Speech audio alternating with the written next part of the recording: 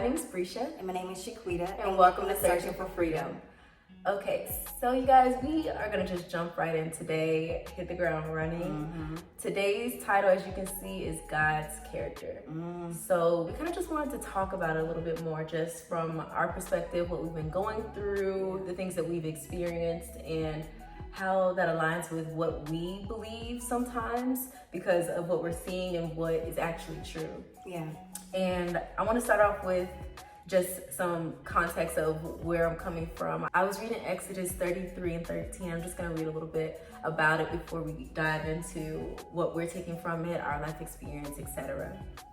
So this is Moses, and he's saying, "If I found grace in your sight, show me your way, so I will know you, and that I may find grace in your sight."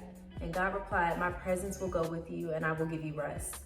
Moses then said, "If your presence doesn't go with us, do not bring us up from here. How will we know if we found grace in your sight except if you go with us?"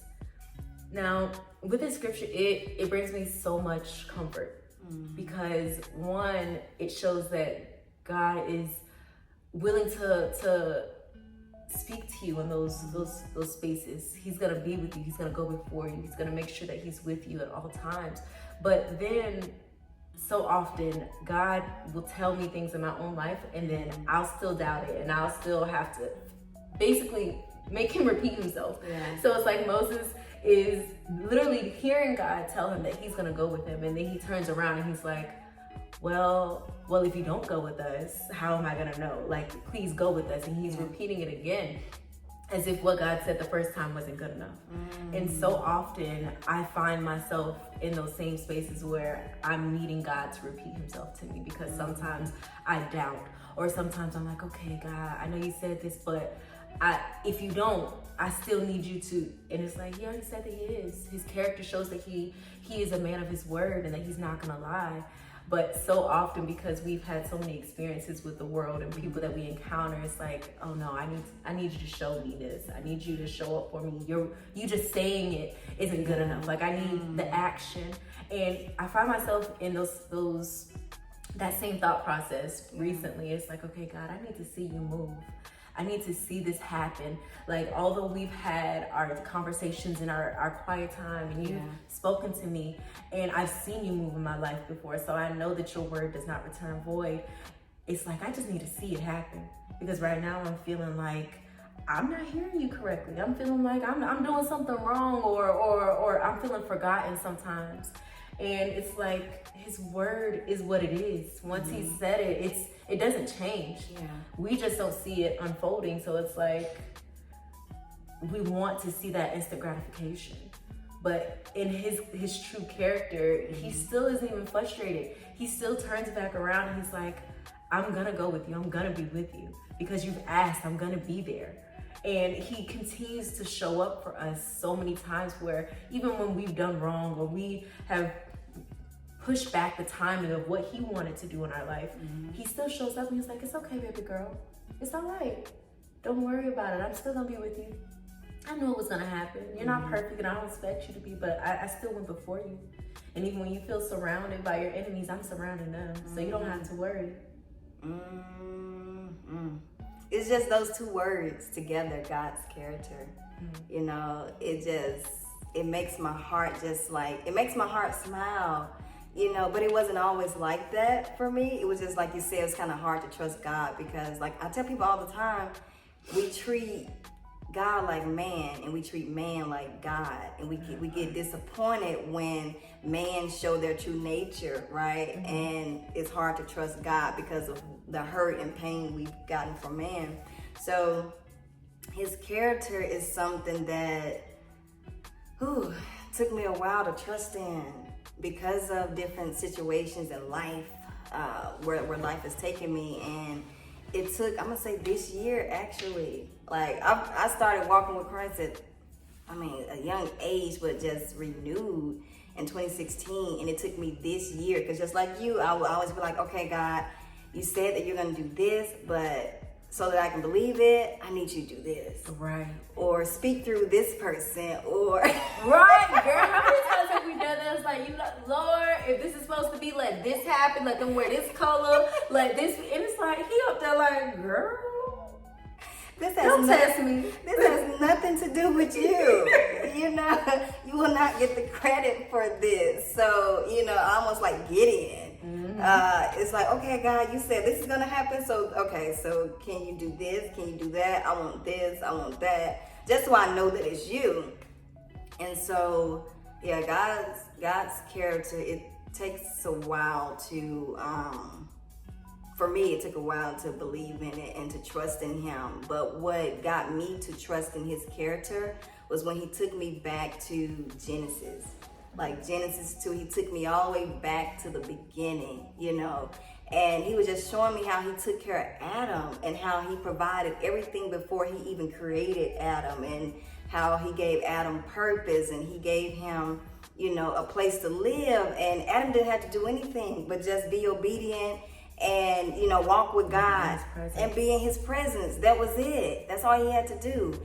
And then he brought Eve, you know, and in that moment, I realized it said that Adam didn't know he was alone.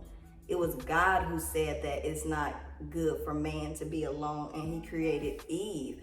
But because Adam was walking his purpose, he was in the presence of God, it's like he didn't want a need for anything. So just seeing that, like, wait, God got a plan and a purpose for me, because that's who he was in the beginning. So, and he doesn't switch.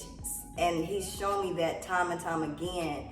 And so I have memories and I have testimonies to go back and say, like when I'm in a hard place, to say, wait, God did this. And even when I turned my back on him, he was still God, and he was still there showing me that I'm enough, you know? Even when I felt like, nope, I need this. Nope, I need money to make me feel better, or I need a certain job, or be friends with this person to feel better.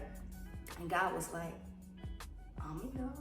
You can trust me, and I'm here for you no matter what. And I was like, and I remember like when you do stuff, like you feel like you failed God, and he still whispers, I love you. I promise it breaks me every single time. Like you're just waiting for him to scold you, or to just, you're like, okay, God, let me have it. And he's like, I love you.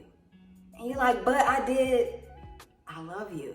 Like my grace is sufficient for you. And I'm like, I don't know anybody like that. At all. You may wrong somebody 50 times and they may let you come back. Or they may say, you know what, enough is enough. But God is like, I'm here every time.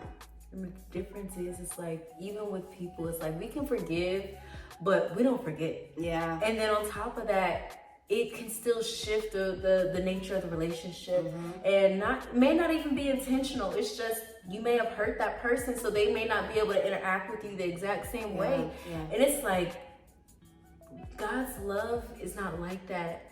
And I just sit back sometimes and I'm just like, how do you love me this much? Like, how do you accept me this much? And it's like, I just don't do what I'm supposed to sometimes unknowingly, and sometimes on purpose, because I'm not perfect, and I want what I want sometimes. Yeah. And he speaks so much love over you, and he lets you know that he's not going anywhere, that he never will. And his protection is always going to be there. And it's, when you sit back and just think about your own life and the experiences that you've come encounter with friendships and things like that, and their testimonies, and just see how his character really has aligned in everybody's life. And it's not just yours. Yeah. And it's like, sometimes I'll be like, you know what, I'm not gonna lie, I be feeling special. I be feeling like I'm the favorite kid. But everybody should feel that way, because he is very intentional with all of us the same way. He speaks to us all differently. Yeah. And just to see how consistent it is in everyone's life, it's like, you just know. It's like you can doubt because of your own experiences and because of what you see in the world, but truly having a relationship with him and knowing him, you can't, because you see the fruit. You see exactly who he is in everything that he does if you allow him to. Yeah. Woo. All right. So, what would you say that if there is someone doubting his character, Like how would if someone is doubting, like they're in a situation right now and they're like doubting that God is going to come through, that the promise that he gave will happen, that the breakthrough is right around the corner. And they're like, I've only been walking with him for, 3 months now, or I've been walking with him for years, but right now he's silent. How would you encourage that person to still trust in God's character because it's who he is? Because it's not always easy. It's because we're human and we so quickly forget. I feel like I'm speaking to myself right now, honestly. I would definitely say that it starts with a decision. Because if you haven't experienced that before, even if you have, and it's just right now you can't find the faith, or you can't find the strength to truly stand on what his character is, you have to make a decision that, you know what, because I've seen it in the past, or I've seen it in someone else's life, or maybe you haven't seen it at all. It's like, I'm gonna make a decision to allow God to show out in my life. And that's way easier said than done. But faith isn't something, if you saw it, it wouldn't be faith. Yeah. If you knew what was gonna happen, it wouldn't be faith. His word says that all you need is faith as small as a mustard seed. So you don't have to be the preacher that has the biggest faith in the world, that's praying down for everybody. Yeah. He sees you where you are, and he sees us all the same. Nobody is more important than anyone. So I would say that, one, making the decision that you're going to trust him no matter what it looks like, no matter what it feels like. Because the way that we want it to unravel is not gonna always unravel that way. And I promise you, the way that he does it, it's so much better than you could ever imagine. So I would say that you have to first make that decision and make that commitment, and then be intentional about spending time with him. Because in that quiet time, whether it's 5 minutes, a car ride, or in prayer closet, wherever it is, worshiping him and allowing him to speak to you, you're starting to see and feel his character. He'll speak into those things that are causing you fear, or causing you to doubt what it is because of past situations. But you have to be open to experience that and really dig into the things that are causing you to be fearful of those situations, or not trust him. Because we all have those situations where there are people in our life, situations in our life that it causes us to doubt. Yeah. But that's not God. People's interactions with you should not dictate how you trust God. Yeah. And how you interact with him. I agree. That's what I was gonna start with. Get to know him. Like, relationships take effort, and that relationship with God is going to take some effort. It's going to take that decision to say, you know what, let me spend, like you said, those 5 minutes with God. Let me hear him speak life into me. And then also, I would say, read the word, because his character is from Genesis 1 to Revelation, to the end of Revelation, who he is, and it doesn't change. So definitely get into the word, and in the word you will see who God is. So getting to know who he is, because that's what it took for me. Like, I heard what the preacher said. I knew what God was doing in my mom's life, my family life, my friends' life. I knew what the things that people were speaking to my life, but it was like, okay, I know the God that people tell me about. I need to get to know God for me, so that I can trust in him.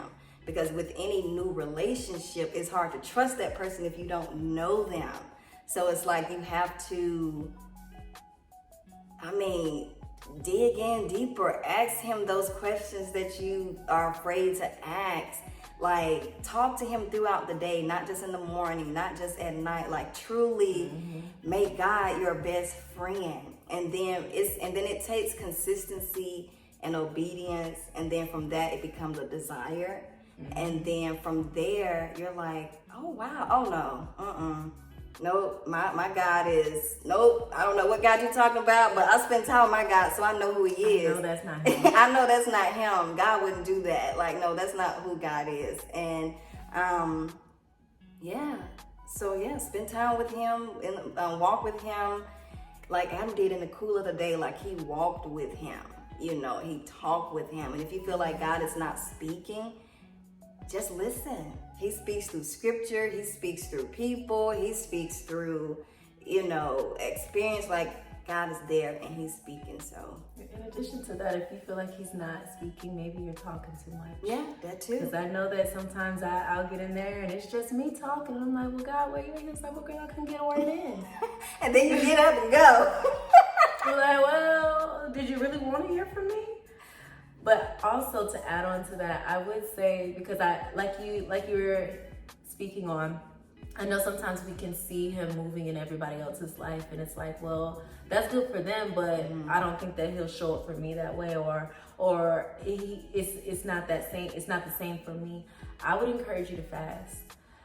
It can be social media, it can be whatever has the most of your attention. Food would be best because you really have to die to your flesh to really sustain that. But it will allow everything else, the distractions, to be silent so that you can really just have that time with him and truly hear from him, so that it's not about what anyone else is thinking. You're not getting distracted and you're just able to really be in his presence.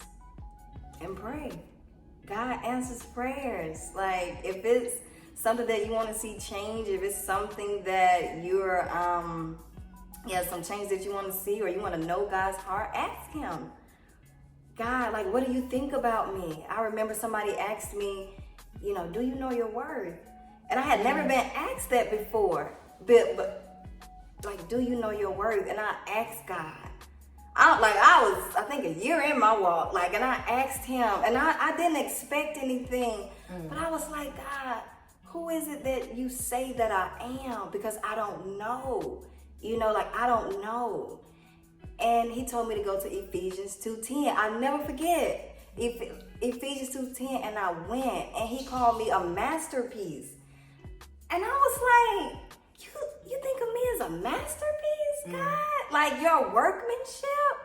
So, yeah, if you want to know what God thinks about you, you want to know who he is, his character, pray. And here, I'm telling you, he will answer. He'll respond. Yeah, he'll respond.